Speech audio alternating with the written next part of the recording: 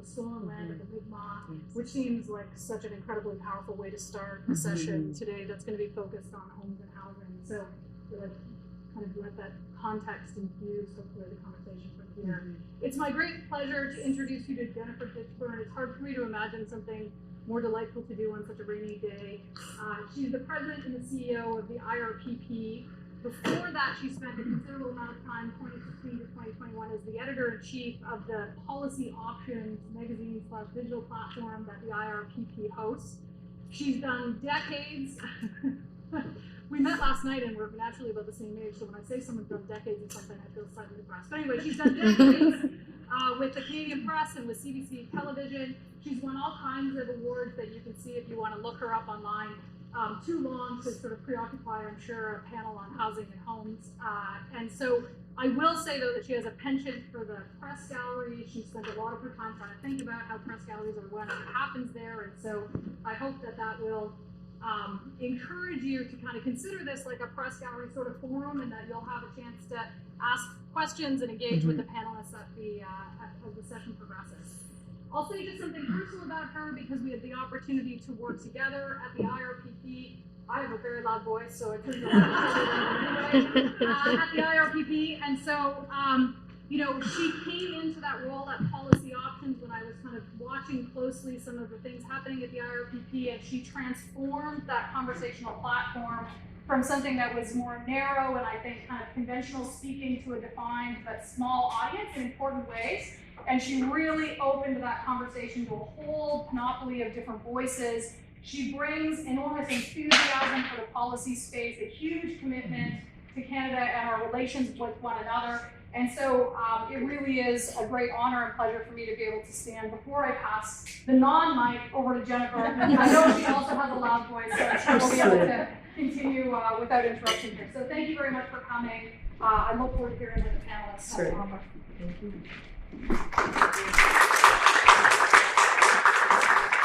Thank you, Kim. I think it's a mutual admiration society, and the IRPP was so lucky to have you on our board. I learned a lot from you, so thank you for that very kind introduction. And to the Faculty of Management at Dalhousie and to the School of Public Administration and Laurie Turnbull in particular, who was instrumental in this panel getting off the ground. The IRPP is very proud of its collaborations over the years with different Dal scholars and faculty. Just to name a few: Jocelyn Downey, Naomi Metallic, Larry Hughes, and the late Jeffrey Hutchings. I want to thank Vancity, who's the presenting sponsor of the 5 events that we're holding this fall at universities across the country. And it's really wonderful to be in Halifax and to be here to talk about such an important issue as housing. It's really become a central conversation across the country, not just in policy circles like the ones that I'm in, but also just amongst friends and family. I'm sure that housing comes up regularly when you're talking to people in your circle. It might touch you because you have a student a child is going to university and they can't find anywhere to live on campus, or even in the city where they're from school. It could affect you because you have a senior, an elder in your family that's suddenly facing rent eviction or a sharp rent increase.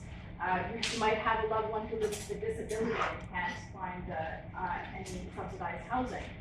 And it's important to note that, although we, in Ottawa, Toronto, Montreal, the places where I'm most often, we think about housing challenges as in an urban context, obviously we're facing crisis at a rural level as well. And it's a complex policy area that cuts across all of the Federation's different jurisdictions: federal, municipal, provincial, territorial, and Indigenous. So I'm very excited about today's conversation. We're going to hear about Nova Scotia's challenges specifically, but I'm sure that what we're going to hear today will resonate across the country. And we have a very sizable audience online that's tuning in today. So I'd like to introduce today's moderator, Alexa McLean. I think we're having a cursed microphone. Hello, hello. Alexa is a digital broadcast journalist with Global Halifax. Got it. And you probably recognize all the work that she's done on this particular issue and her particular focus on social justice. She's from the Eastern Shore, is that right? You got it, yep. And she began her career in community television in the province. and moved on to Alberta, where she held roles at Chantilly and at the CBC. She's a graduate of the Atlantic Media Institute. Alexa, I'm going to turn it over. Fabulous. Well, thank you so much for having us. I know it is a conversation that comes up daily in our sometimes professional lives, personal lives. This is really loud, but we're going to get through this conversation together. Thank you to everyone who came in-house. It's lovely to be back in person for these chats. And of course, all our virtual friends online, really looking forward to this dialogue. And thrilled to be up here with panelists who I have chatted with throughout my daily role as a journalist, but also just seeing the work that you do around the province. So we're all going to take our turns here just introducing ourselves, because it always comes out a lot more natural if you just take the lead on that. So going to go down the line here, and to my left, Patty, here you go. Am I working? Is this working?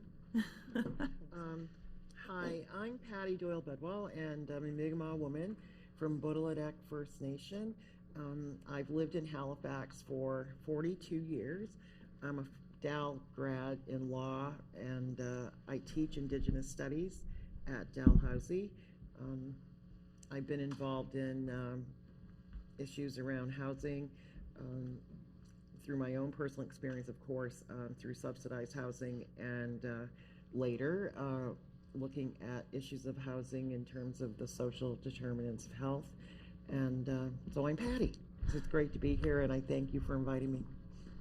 Thank you, Patty. And going down the line, we have Susie Hansen. And obviously, Susie, you came into the political realm pretty hot out of the gate with the second day being quite a significant event with housing, the housing crisis. But I'll let you take the lead on introducing yourself and a bit of your background. Thanks so much.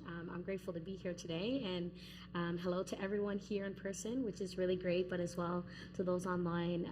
My name is Susie Hansen, and I'm the MLA for Halifax Needham. I was newly elected, as Alexa said, as of last year, August. And yes, my second day was standing in the front lines with those who are unhoused, and not because I was a political figure, but because it was the right thing to do, and because those are my people. So I'm also the spokesperson on housing, among 9 other critic areas that I will not talk about, but they all intertwine within each other. And I think that's exactly why we're here. We're here to talk about, a huge topic, a crisis that's happening across Nova Scotia, but as well, it touch points all of us and every single one of us who are living housed, unhoused, and trying to make ends meet day to day. So that is it's going to be an exciting conversation. I'm really happy to be here, and thank you again for having me.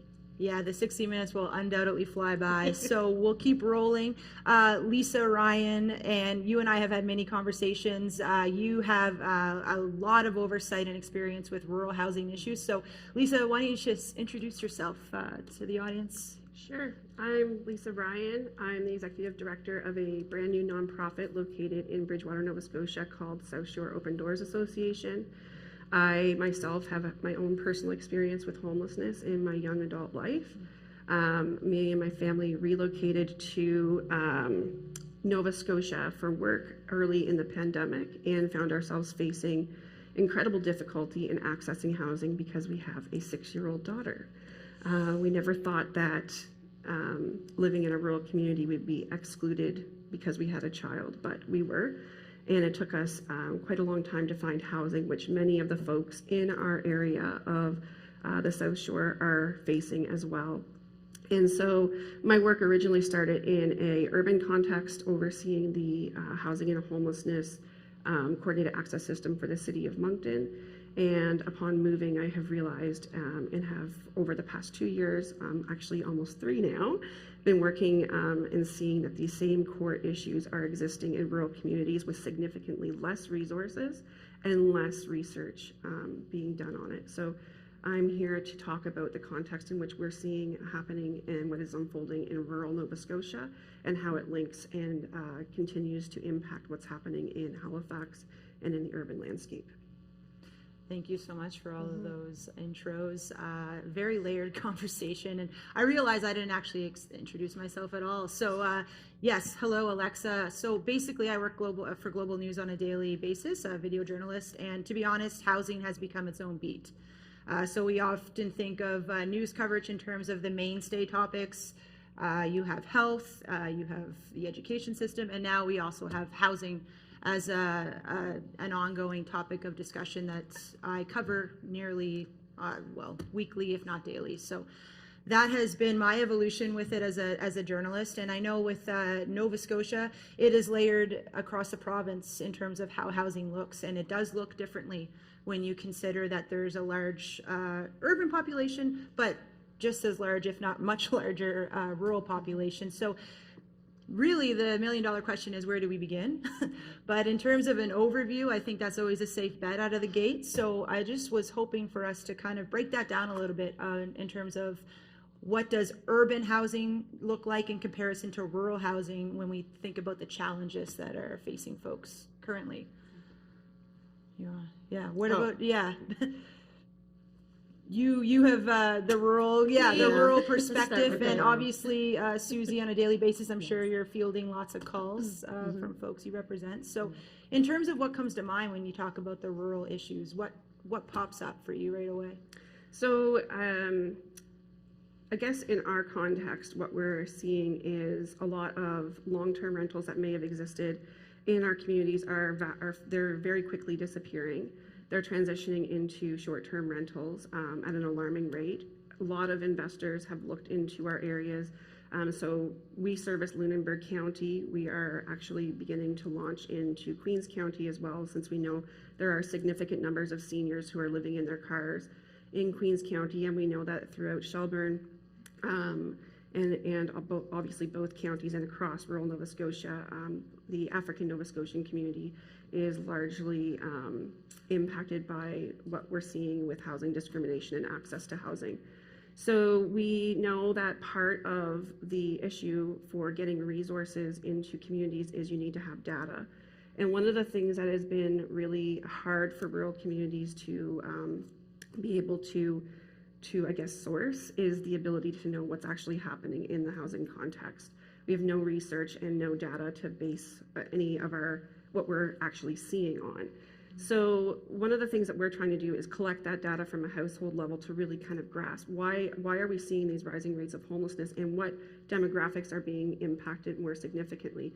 In our case, within Lunenburg County, we're seeing a large number of families and seniors. Those are our two core groups that are becoming displaced from housing at alarming rates. As of the end of August, we had 167 individuals who were experiencing homelessness within Lunenburg County. That is only after 3 months of collecting data and information. Out of that 167 individuals, 63 are children under the age of 16. We have children and their families who are sleeping in cars, they're sleeping in tents, they're sleeping wherever they can sleep in a safe environment while trying to make sure that their children still have access to going to school. It is very stressful, very alarming. We have the lowest vacancy rate, where it's considered to be in the minus currently. And with that comes the ability for rental providers to be very selective.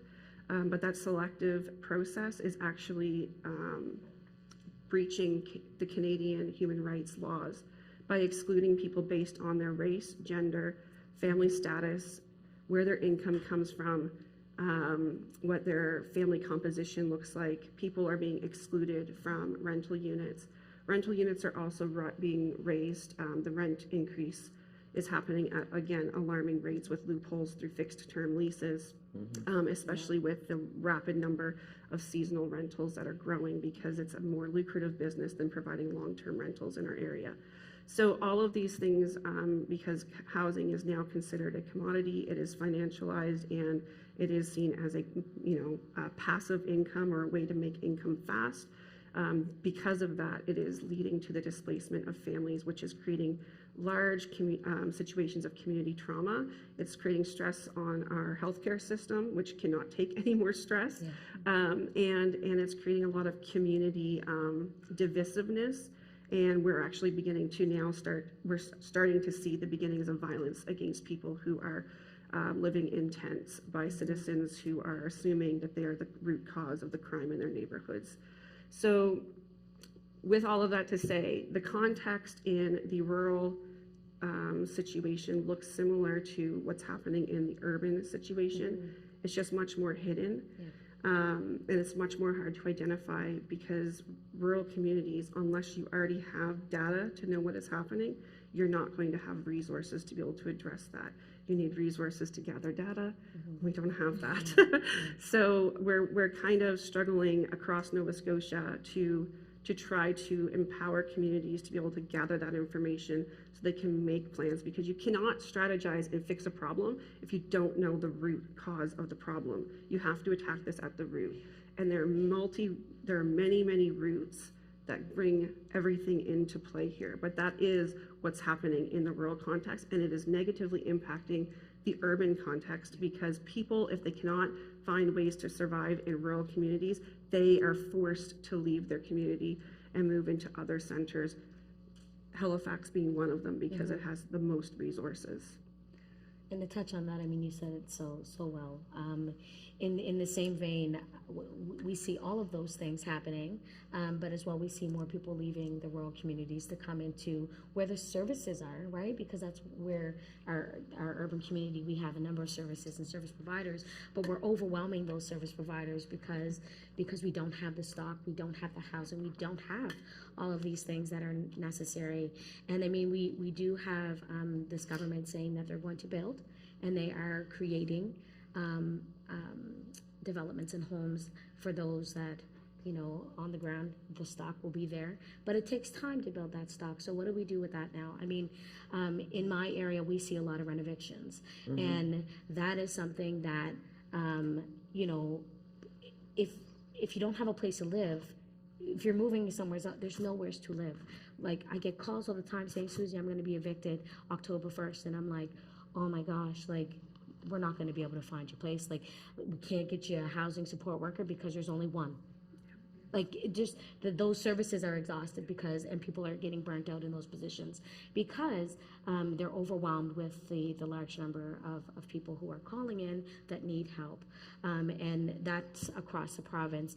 But the renovations piece is huge because, you know, landlords are able to and they need to fix up their units, absolutely 100%. We know that during the pandemic, there was a halt on a number of things. Our supply has been, you know, affected, a number of pieces that are happening, but as well, people are still struggling, and this affects them, especially when there's no housing available if they are put out on the streets. So our renovations is one of those. Fixed terms leases was as well another situation that comes across my desk on multiple times a day.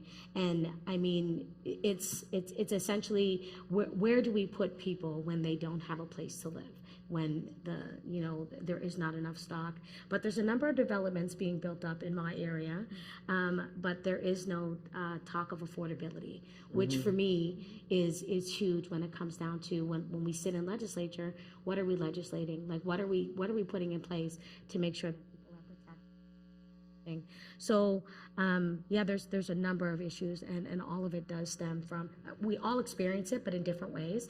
But in rural areas as well, like you said, there's not enough supports in place, and there's not enough for people to be able to stay where they are and be serviced properly. And so that causes the overflow to the city, where is what we see now happening.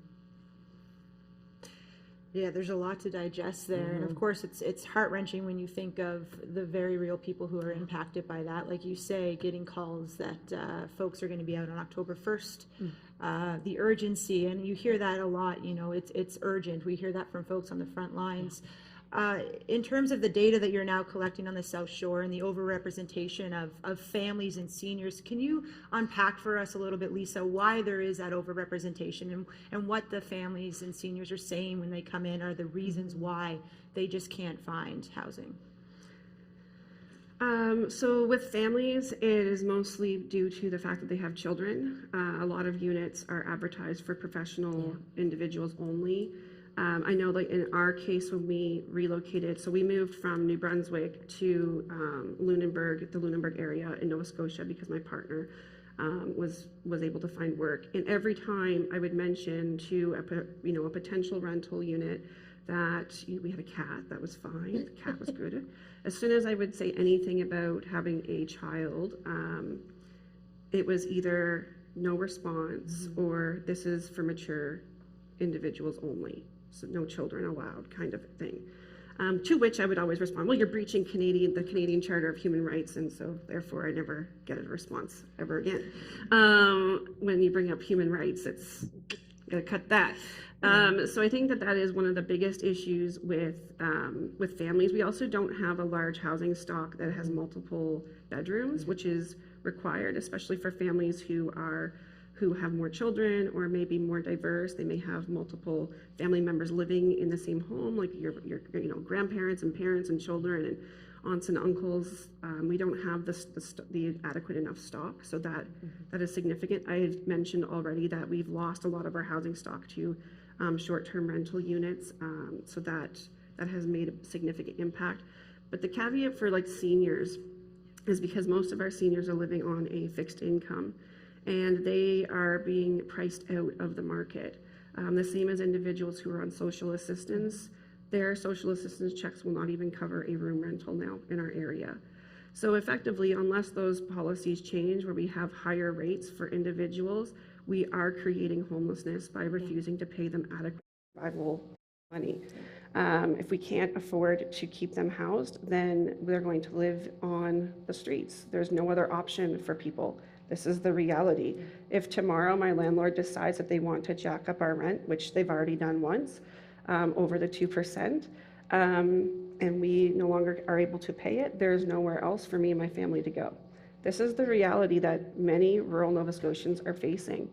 And the scariest part is when you have a child and when you've experienced homelessness in the past, you don't ever want to go back to it, because despite what people think, nobody's choosing to be homeless. It is a very stressful, and it is soul-sucking, and it's draining. And I can testify to that because I've done it. I've been there. What we're also seeing is, I think the rest of us are now realizing that we're more precarious than we thought we were, and we're looking at a culture. So one of the things I did want to mention is, because we're seeing so many folks walking through our doors who have never experienced this before, they are now understanding that there's nothing available to rescue you once you fall into the pit of poverty. No one's coming to help you, and it is a stark realization after you come into a door to understand that you don't even qualify for a full social assistance check. So if you want to get some income, if you don't have an address, you'll get your living wage, which is roughly around $300. And somehow you have to save up for a damage deposit plus your rent, which in some areas, and in our area right now, can average anywhere between $1,600 to $3,000 a month. We're effectively creating homelessness by these policies. And this is where the government needs to change and act, because the more we refuse to adequately compensate people who are unable to work, we just continue to increase homelessness. The last thing I will say, we have been measuring the length of time people are experiencing homelessness in Lunenburg County. The average time it takes an individual to solidify housing after they found out they've lost housing is 12 to 16 months. You can expect, if tomorrow you receive notice that you're no longer going to be able to stay in your home after November 1st, that you will likely not find housing until next November, if not further along.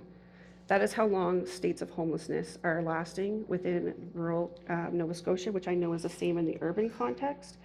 I know it's the same with the indigenous folks in this province, that they're all experiencing these situations of homelessness at exponential rates. The federal government's priority is to reduce that by 50% by 2030. And in fact, since COVID, we've seen nothing but chronic homelessness increase, sometimes doubling in regions. So we're actively failing our population, and we're actively creating a strain on the healthcare system, the justice system, and our helping sector by not having any way to get out of this anytime soon.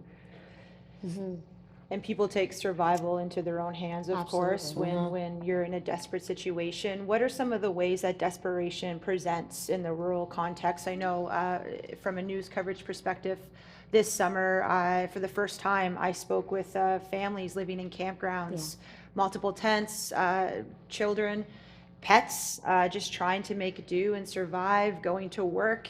The woman who I chatted with, a mother of 3, she was a nurse, so doing shift work in and out of a tent. And you can imagine a campground in the summer is pretty lively, so trying to catch some sleep after a night shift, I couldn't even imagine. But that was a first for me, coverage-wise, this summer. Literally just families in campgrounds, and of course, worse than that in some ways, cars. Is this something, in terms of first-time homelessness, what are some of the factors that you're hearing are causing that for people when you chat with folks on the phone or they come to your office? What are the first-time homelessness factor? What leads to that? Is it just affordability? Is it the growing wage gap? What are some of the reasons that lead to that first-time homelessness? I can touch on that. I mean, a lot of times people are just not getting paid enough. Their wages, I mean, we brought this up in the house. We wanted to bring it up to $15.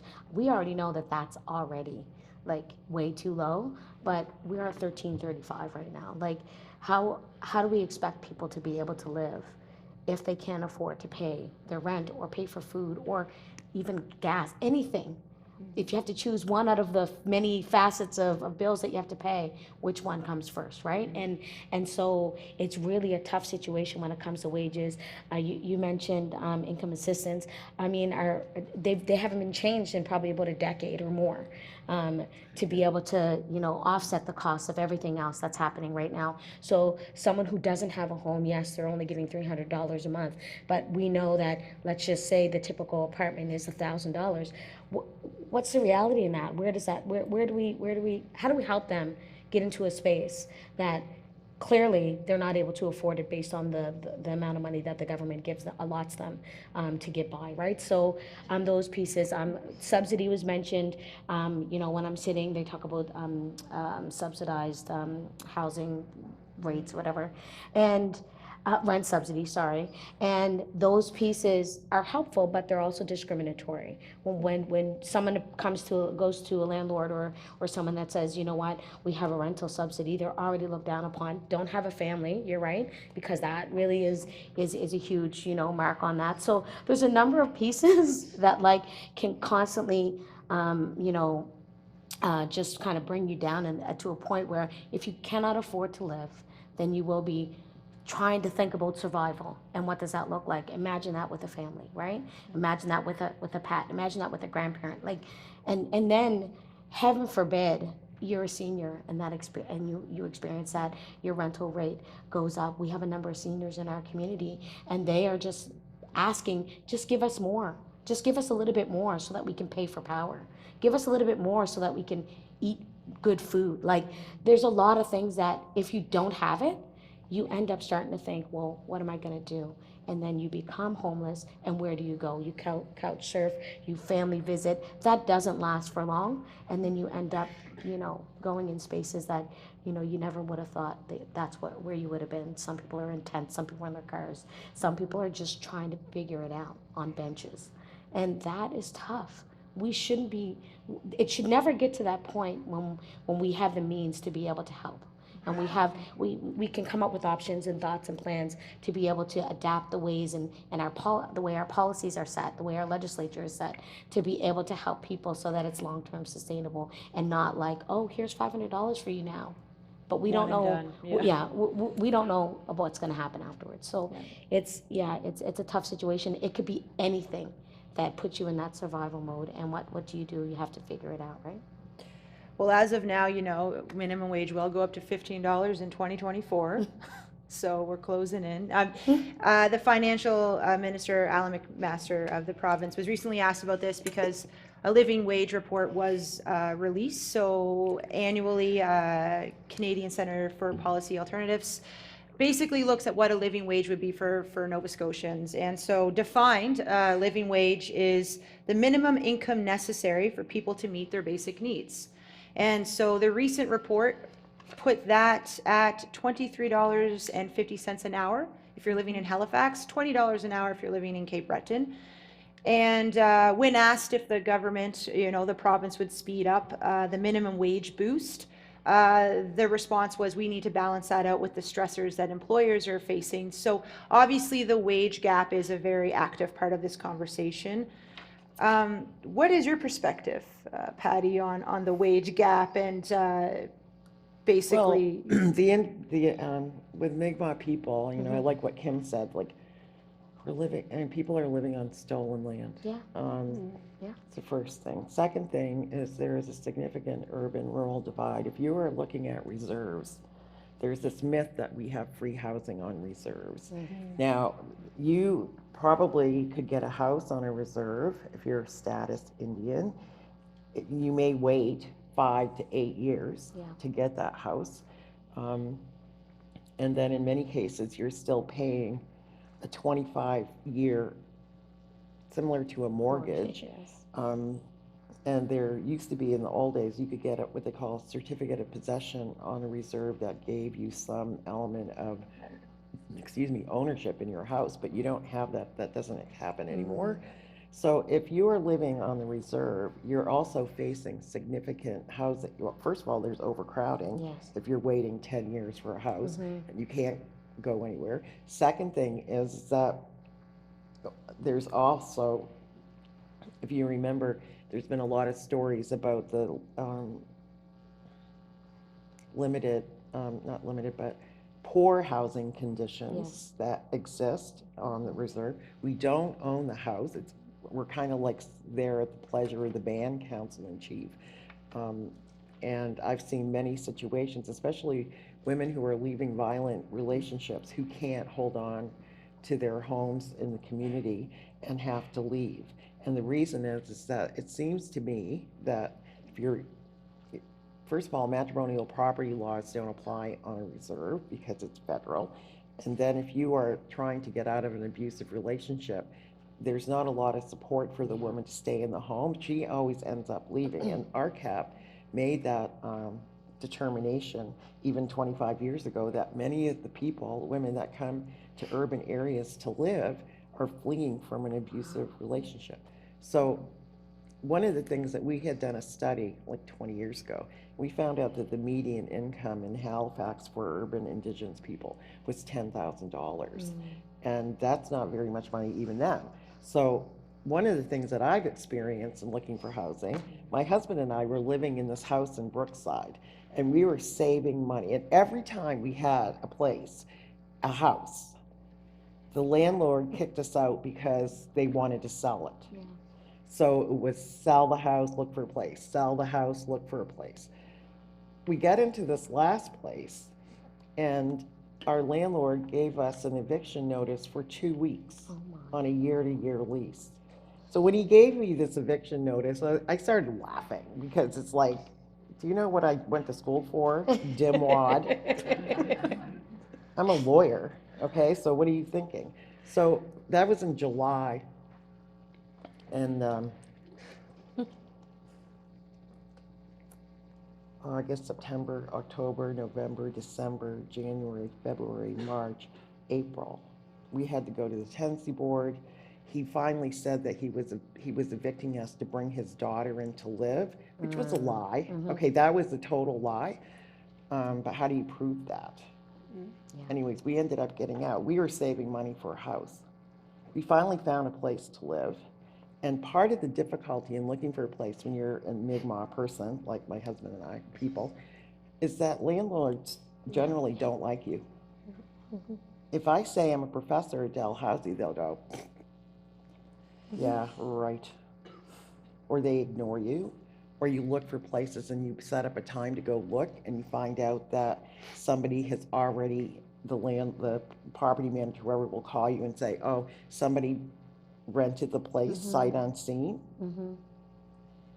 Landlords, and I'm not trying to trash landlords really, I'm sure it's difficult to own lots of properties and manage tenants. Yeah, okay. So there were situations where and the people that I know in Halifax who are members of the urban indigenous community, there is a tie walk housing. Yes. There's it's subsidized housing. It's very difficult to get into that housing situation because they're overcrowded. There's too much demand for it. And I had lived in tie walk housing like 20 years ago when I was a student. No, it was longer than that. Oh, never mind. And they wouldn't fix anything. And the property manager, who happened to be Ian Rankin's father, tried to rip us off our security deposit. And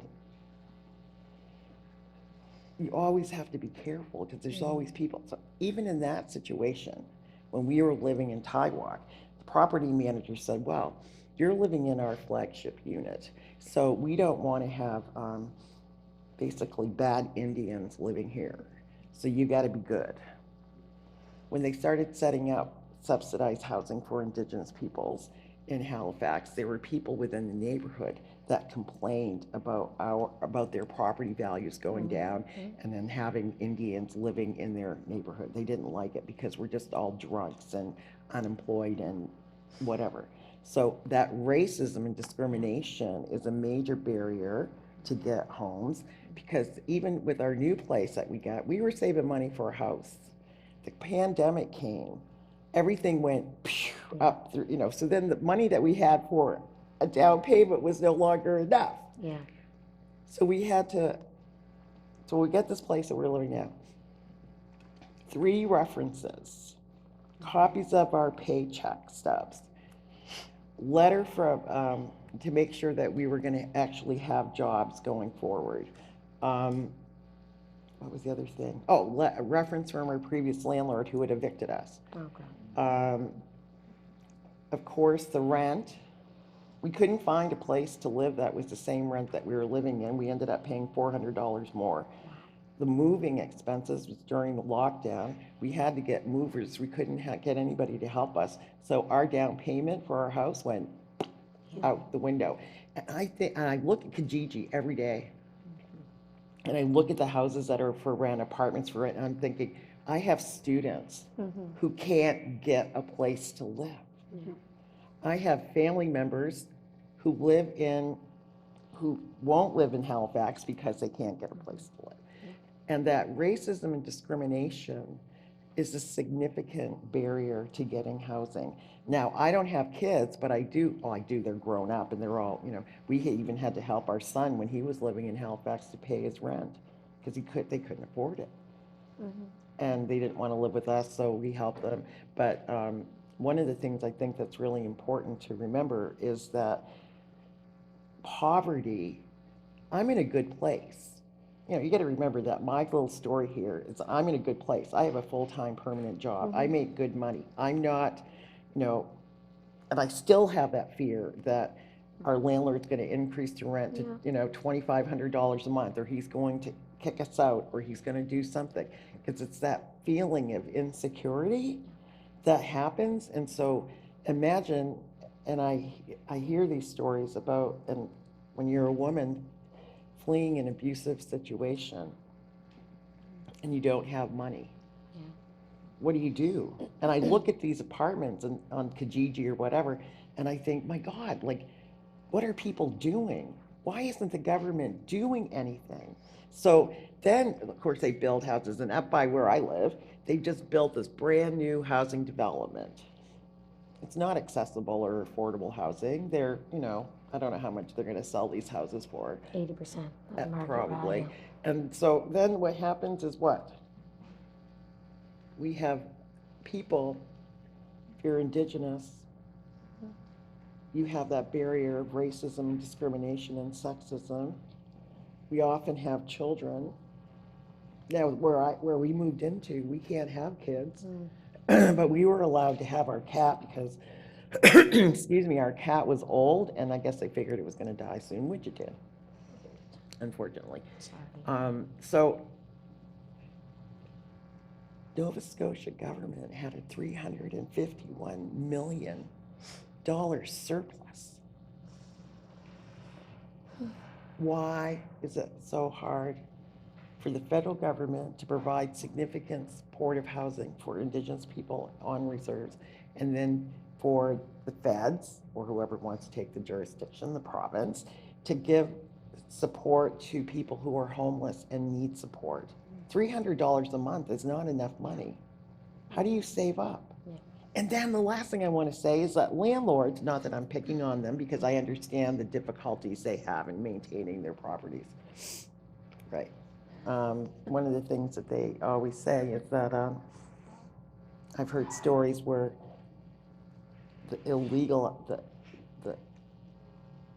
sometimes landlords will act in an illegal way in getting people apartments, so they'll make them pay first and last month's rent and a damage deposit.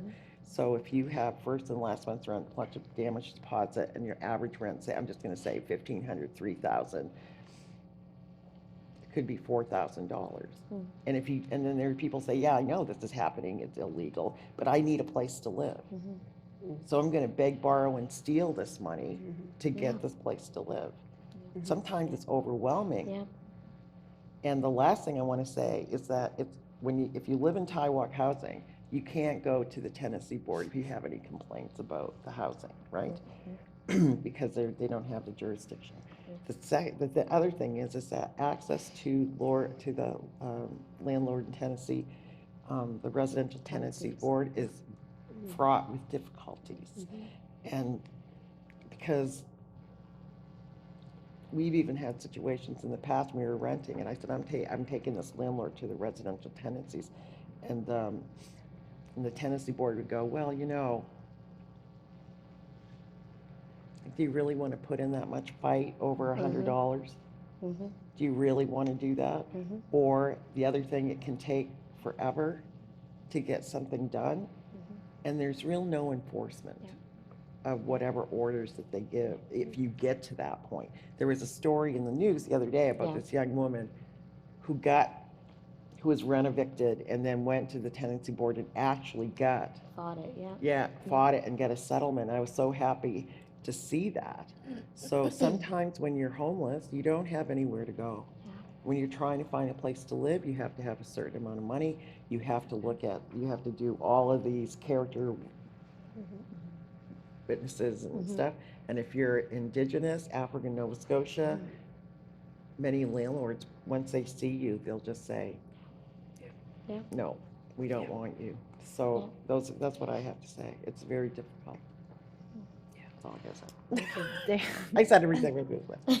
Very, very insightful, Patty. And of course, dealing with all of that while trying to maintain a job, maybe go to school, the health and wellness factor that would have on your life, is obviously quite significant. So in terms of that beautiful segue that you naturally teed up into the residential tenancy board, so that from a story perspective has popped up quite frequently for me. Stacy Gomez, a Halifax tenant, dealing with what would be considered a rent eviction, went to the residential tenancy board, had a hearing in her favor. We hear of hearings falling in line with what the tenant is fighting. So another example is a young man named Ahmed I just chatted with. He fought for more than a year to get a security deposit back from his landlord, who literally just ghosted him and his roommates after their lease was up. And so he kept fighting, though. He just is a justice warrior of sorts and wasn't going to back down, even though his roommates gave up. Like you say, sometimes it's just you get asked, is it worth your time? Is it worth your $100? Well, for him it was. And but it does circle back, even though he now has his deposit. In his words, the fight isn't over because the residential tenancy board has, we've heard it time and again, no teeth, right? So compliance and enforcement is an issue that comes across my desk often.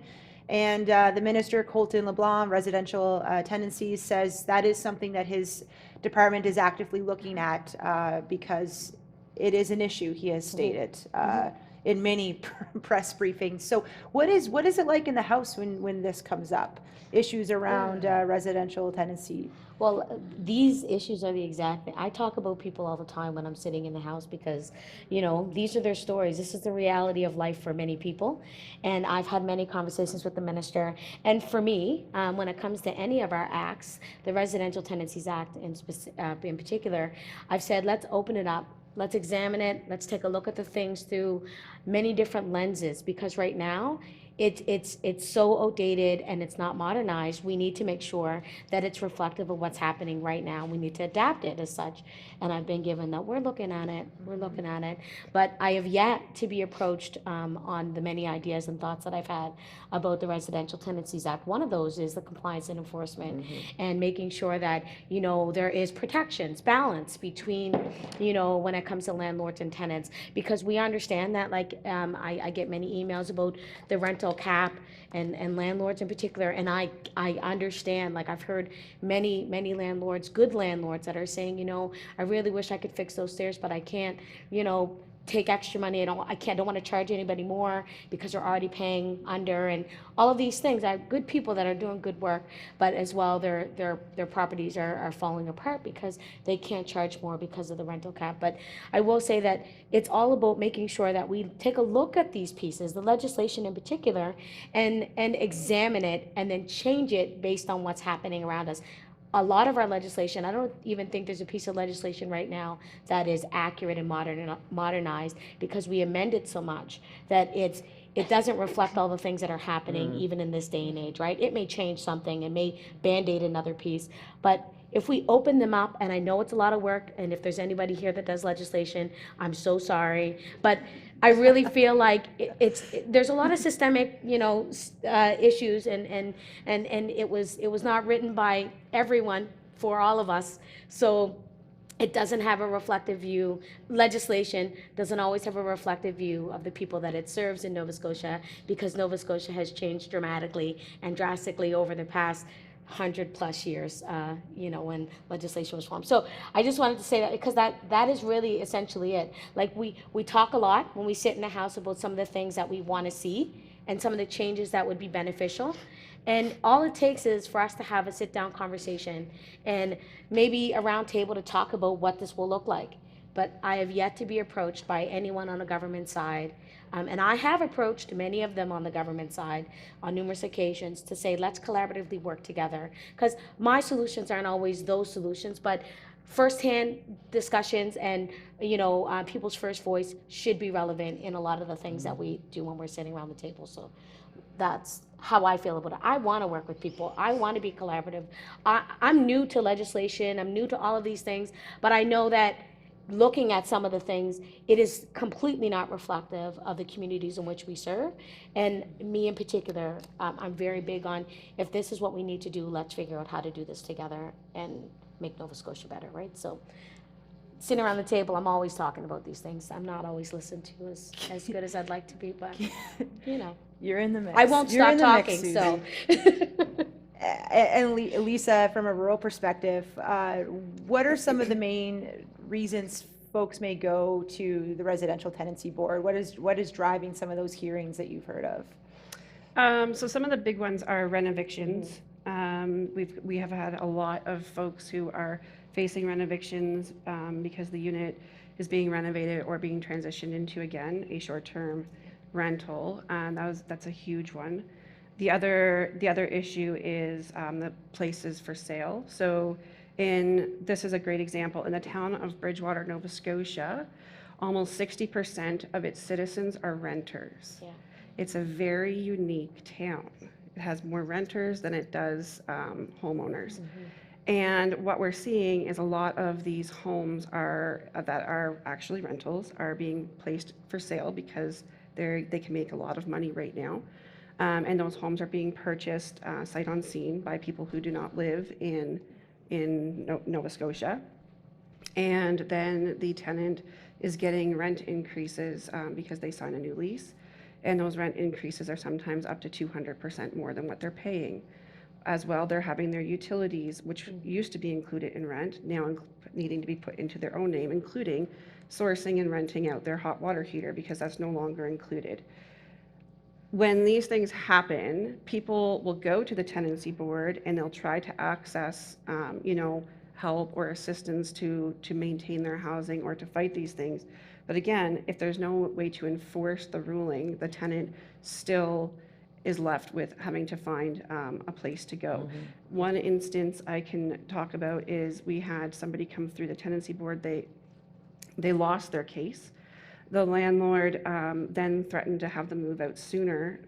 The tenancy board ruled that they would have to move out by November 1st because the landlord was able to convince the tenancy board that they were going to be moving into the home despite having 5 other rentals, their own private home, and a vacation rental that they were building. But they're going to move into the home. Sounds like our.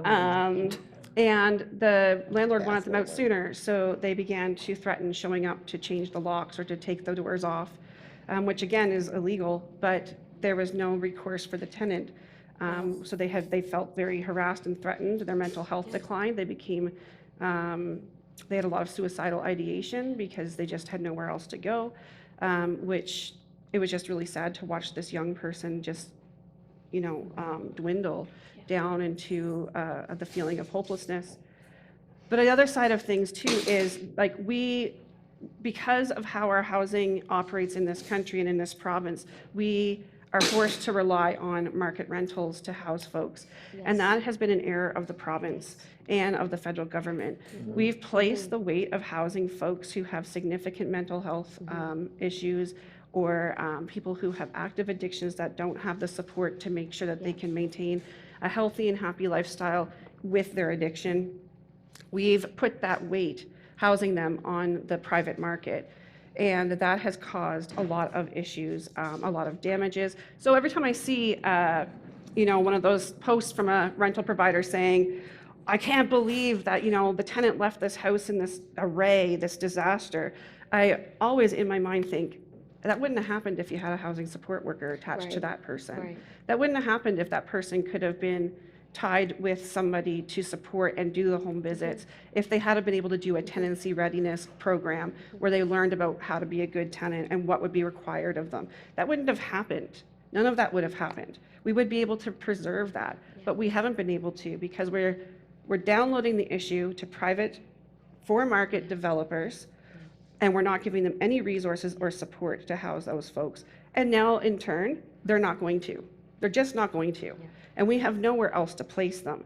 We can support nonprofits to begin building housing in partnership with developers, absolutely. And that is a great way to be able to start housing our harder to house folks.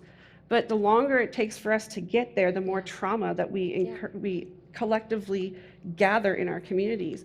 Right now, like I stated at the beginning, we have 63 children under the age of 16 who are experiencing homelessness.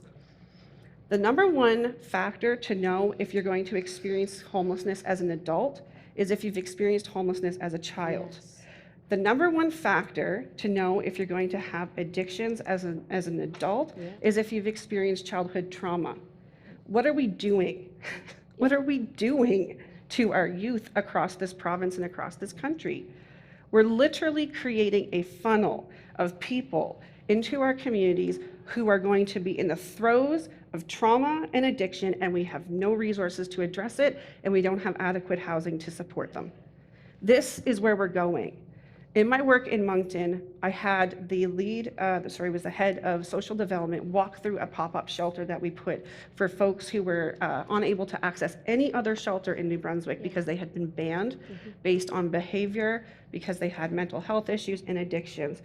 On an average night in New Brunswick, at that shelter, which was literally just like not even a room as nice as this, but it was just like, rugs on the floor, people could just sleep there. It was so bare bones. I had the minister and the leader of social development walk through, and they left and said that over 60% of the people that were in those beds were kids that they dealt with in child protection. Wow. And there was nowhere for them to go. On April 1st, when the government pulled our funding, every single one of those people walked out of that shelter down the road into a tent. Yeah. And the cycle continues. Yeah. And now they've had children, and the cycle continues. And we're doing that across the country. We're creating these situations that are so dire that it's going to lead to community harm. It's already leading to community harm. It's just going to be leading to community harm at an exponential rate that we're not going to be able to address because our mental health care system is crumbling. We don't have adequate resources to deal with addictions, and we don't have housing. So until we start investing some of these surpluses into actually making these areas effective at delivering what they need to deliver, and until we start supporting alternative models of housing that can be run by nonprofits, can be run by people who aren't driven by profit, not only will we alleviate the damages and the responsibility to the for-profit developers, but we'll establish a way for nonprofits to be able to be self-sustaining so they don't have to be out begging for money all the time. We'll be able to create real solutions. We can partner with public health and Nova Scotia Health to deliver mental health and addiction services within a home, because you can't deal with any of these issues if you don't have your basic needs met. We can no longer continue to just throw money at this problem and expect that it's going to disappear. We need real solutions that are going to actively change the way our culture operates. That's what we need to do at this point. It's going to impact the people who are experiencing discrimination in access to housing, as these ladies have spoken about. It's going to impact the massive number of children who are experiencing trauma right now. And it's going to stop the pipeline of people into homelessness if we actually do something now. Right. We have to do it now.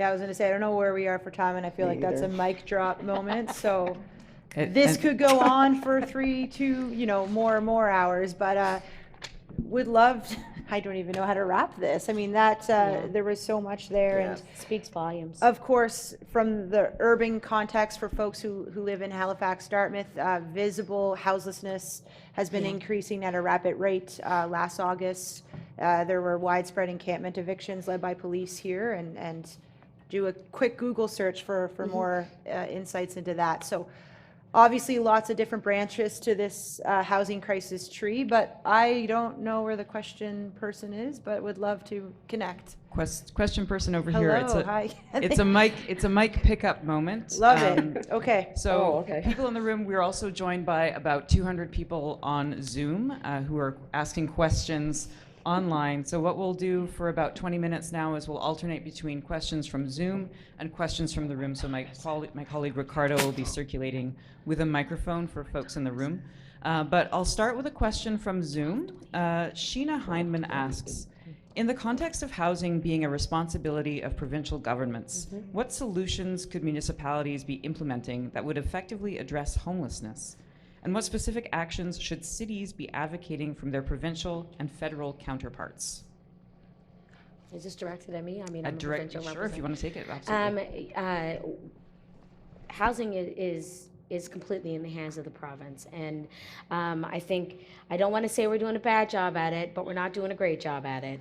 And when we talk about non-market housing and we say, we need to build up stock, yes, we do, but we know right now we have a homelessness crisis, we have a housing crisis, and so what are we doing right now? We have talked many times about first right of refusal. There's been many multi-use buildings, multi-use apartments that have just gone up for sale. We as a government should be saying, let's put our name forward on this. Let's figure out who's going to be able to man this space or person this space, and then that way we can at least get people into a unit or an apartment for short term, and wrap around those supports using our DCS, using community services that they said they are going to be providing a ton of money and services to be able to help those that are in need. So first right of refusal, buying up the units that are already existing, that we don't need to build, that we don't need to do much for, and try to get people in units right now to be able to live. Winter's coming, we're going to be experiencing a hard time once again, and we don't want to triple that number that we had from last year. And then as well, working with the nonprofits, we know that they're already doing amazing work, and just making sure that they have the services and the funding that's necessary time after time to do that work. We can't just give them one-time, 1 year amounts to just say, hey, housing crisis is for this year and this year only. They are working tirelessly with a number of our people in our communities, and we need to be able to give them that as well, some stability. Those are just just a few of my thoughts, but we as a province need to be doing a whole lot more, and we have the means to do that work, and we can do it now. It may not be long-term, but we can work on the long-term when we set up some things temporarily with the ideas that have already been in place about wraparound services and supports for people that need it the most. And I just wanted to add, I know municipalities have a role in this too, even though the province is responsible to deliver housing. So I know, for instance, the town of Bridgewater is looking at implementing development policies which include affordable housing. The way that they're looking to define housing, it has not yet officially passed, is to look at what is 30% of the median income. We have a majority of our citizens work minimum wage jobs. So any affordability clause in developments means it has to fall within a certain rental amount, which is $650 for a 1-bedroom, $750 for a 2-bedroom. Any development has to have a percentage of their units advertised at that price. So that is one way municipalities can encourage development of affordable housing. They can also include clauses where people can, say, well, we don't want to, so we're going to pay a fee for each unit that would be required to be affordable. Those funds can go into a community pot. You can do land banking. You can make, RFPs out or calls for proposals to developers and partnering with nonprofits in that manner. Again, there's creative ways for municipalities to be engaged where they don't necessarily become responsible for building and creating housing, but they pave the way for that housing to be created in their area. Yeah. And I would just add to that is that on the reserves, it's the federal government responsibility to take care of housing. That is definitely their responsibility. But if you're Indigenous and you walk off that reserve and then, or God forbid, you don't have any right to live on a reserve because there are people in that position, it is up to the provincial and municipal governments. And I think that one of the things I hear is that, and I think it was mentioned earlier, this kind of idea of criminalizing homelessness. And so people tend to look down at people who are homeless by saying, oh, it's their fault. They, they're banned, like you said, or whatever. And I think it's important to realize that, as somebody said to me when I worked at Briney House, all of us are just one punch away from being abused. All of us, are, I think, in at least what I've heard and what I've seen in people's experiences, what happens? You don't know what's going to happen. So the federal government and the provincial government have a significant responsibility to support housing for people. And I'm not asking for the government to pay my rent. I don't need that. But there are people who need that support. And as you say, these wraparound services. And we've got to get beyond criminalizing homelessness and blaming people for their situation. And the other thing I just wanted to say is that I think the provincial government in particular, well, federal government too, but I'm just thinking of the court case that's going on with Cindy Blackstock about the discrimination within the child welfare system for First Nations kids. And then if you're living in a tent and you have kids, you don't think child welfare is not going to be pounding on your pole there? They're going to be. And then you run the risk of losing your children. It's like this. And it's the government's responsibility to support children in care. So what do they need for support? Housing. For their parents. And for them. So I would just, and I've got to go soon, I'm sorry. But That's quite all right. I have to teach at 1 o'clock. I have to go I have soon. no idea what time it is. Can we go to some questions in the audience? I think This gentleman had the question. Do you want to? Thank you very much. Hi, I'm Bill Stewart. I'm with a group of neighbors who for the last 4 years have tried to advocate for regulation of short-term rentals in residential areas, buildings, and so on. There's a lot I could say on this issue. I thank Lisa for highlighting the issues on the South Shore in particular. We actually have a website called neighborsspeakup.com that tells our story, so I won't go into all of that. But we also reach out to probably well over 100 people around the province, a number of whom are in the South Shore, who've experienced the problems that have been outlined. To keep it short, what I will say, if we're looking at solutions, and again, it's not a solution for all of the housing issues that have been identified here, but last April, the government brought in legislation, an amendment to the Tourist Accommodation Registration Act, that was going to add some important regulation to short-term rentals, particularly those that are operated by commercial entities. Essentially, these are people who own more than one property. They have properties which they are not living in that should be made available for long-term rentals. The province brought in important legislation that would help in the enforcement of legislation, which was that all of those folks who have short-term rentals, whether you're a primary resident or a commercial, would register. It wasn't to punish them for wanting to share their room. It was so that we would know who out there is actually operating these, and then we could actually do some enforcement. But an even more important aspect of this legislation was that municipalities would have the authority to gauge their registrations to land use bylaws. So in essence, they could actually exclude commercial short-term rentals from residential areas. That's 5 months ago. They claim they haven't proclaimed this act because the regulations aren't ready. Many of us in this room work in policy.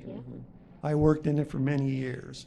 5 months, you can accomplish a lot in Absolutely. policy making. Absolutely. So Bill. So I would ask our members Yes. who are sitting here today, Yes. when you go back Yes. later this month or whenever they call the house October back, 13th. to ask this question, where is it? And when will Yes. it be ready to help people that are in the situation that Lisa is so well Yes. articulated? We need a moral housing policy is what we Yes. need from what Yes. we're hearing here today. Yes. There are legalities that people walk around and step around, Yeah. but we need to call them out. We need to ask them to be good. We need a moral housing policy. Yes. Thank you. Thank you, Bill. Thank you. I will say that. I will. I did receive your email. So I definitely will. There is a lot of things on our plate, but housing, I speak about whatever's happening to us at the time when we're sitting, and it's always been housing since I've been elected, and so I will speak to that. Thank you again. Awesome. We'll go to a question from the Zoom, and maybe Patty, you can start off this time around. Sure. An anonymous Zoomer asks, or says, begins, housing is a right. What can citizens do to hold government accountable to provide affordable housing, local, provincial, federal? How can we remove housing from being an investment option? Oh, I love that question. I'm always concerned about that. And I think it relates to what was just said about a moral housing policy, Yes. because you can't leave people out on the street. The sad part is that if you went and, because it's so, this idea, like if you look at the UN, like there's rights of housing, but then it's an individualized thing. So if you are suffering trauma from a landlord, it's your individual thing. It's not, the bigger issues are never looked at, like what we were talking about the short-term rentals, the fixed-term leases, and then in the individual who's impacted by that, how do they advocate and fight for their right to housing? And I think the idea, as you said, moral housing, we need to have a policy where people are not denied, where there is where the government supports housing, funds it. And we seen what happened on reserves with housing, because the federal government, of course, is responsible for that. But then the lack of funding has created abhorrent housing conditions for some people. So we've learned that lesson not to do that. So I think that we can move forward. And I look around and I see all these individual housing developments going up, and I wonder, what are we going to do? Right. and we need to do something. And we need to have policies where people are not denied housing because of racism, discrimination, family status, source of income, and put some teeth into the Nova Scotia human rights legislation.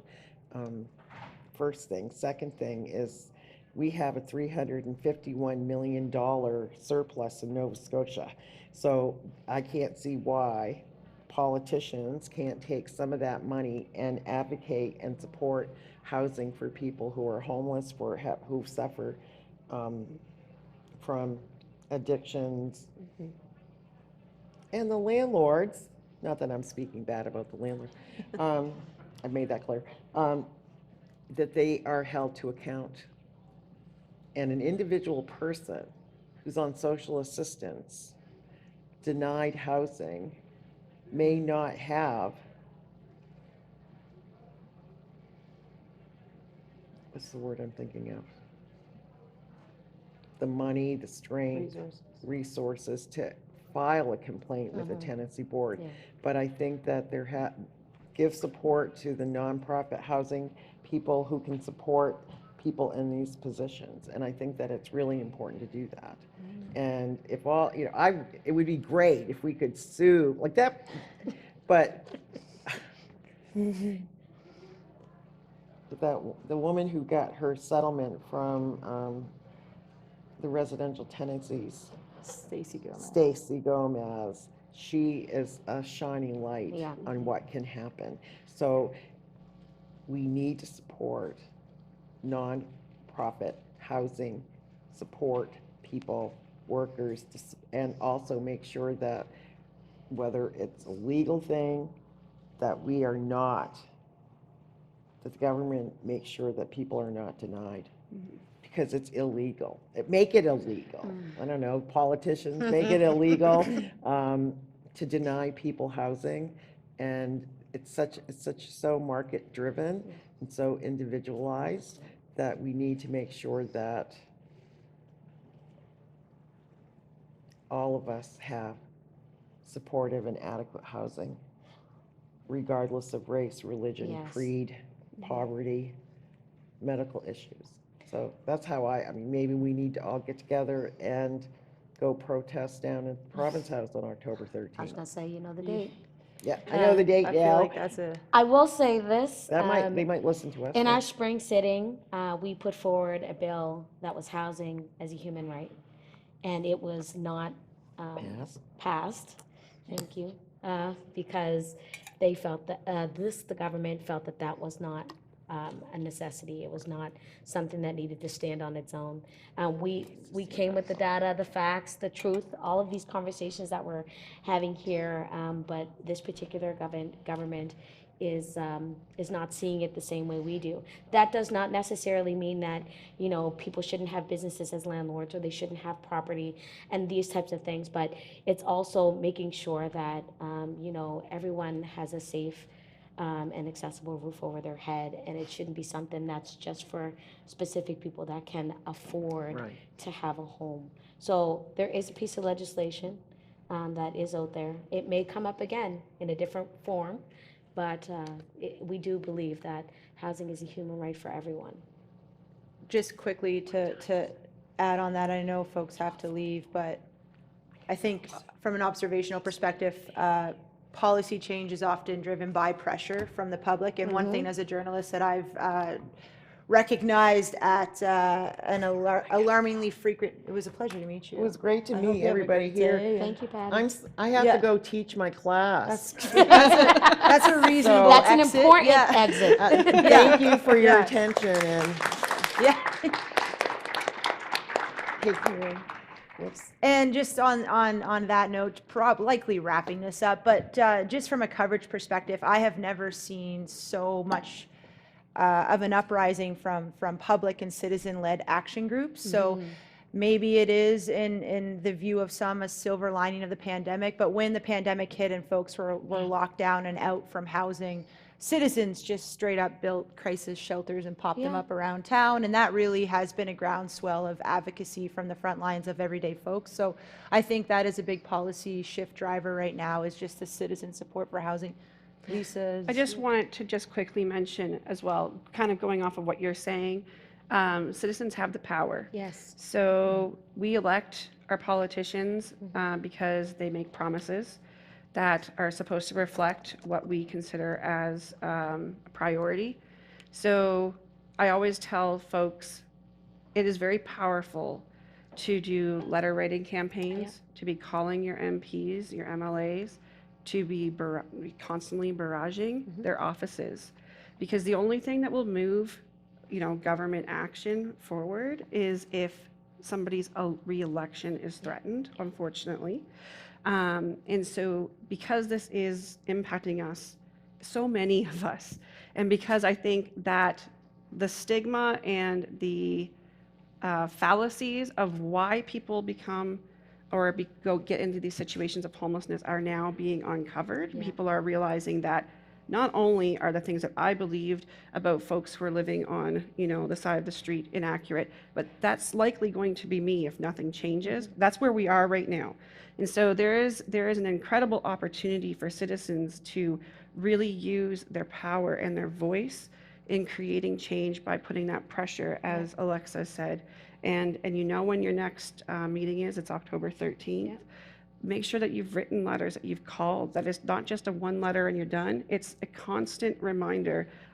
We elected you to do what we need so that we can live happy, healthy lives, and so that our communities can be diverse, vibrant, and healthy, and inclusive of everyone. And this is how we make it happen. You can use your voice, you can take back your power, and you can really create social change by just putting that pressure and being continuous. Get your neighbors involved, get the people who are sleeping outside involved, engage them. They have voices, they have stories, they have such incredible intelligence. They can tell you what they need. They can literally make their path, and all you have to do is break down the barriers so that they can get there. That's our job as citizens. So the power is in our hands, and we just really need to reclaim it and then move things forward in a way that actually helps the needs of all of the members of our community. Thank you. I just wanted to say that's such an amazing panel. Thank you, Alexa, for that amazing My pleasure. My Yes. pleasure. So it was. Thank you, Susie. Thank you, Patty, who I was just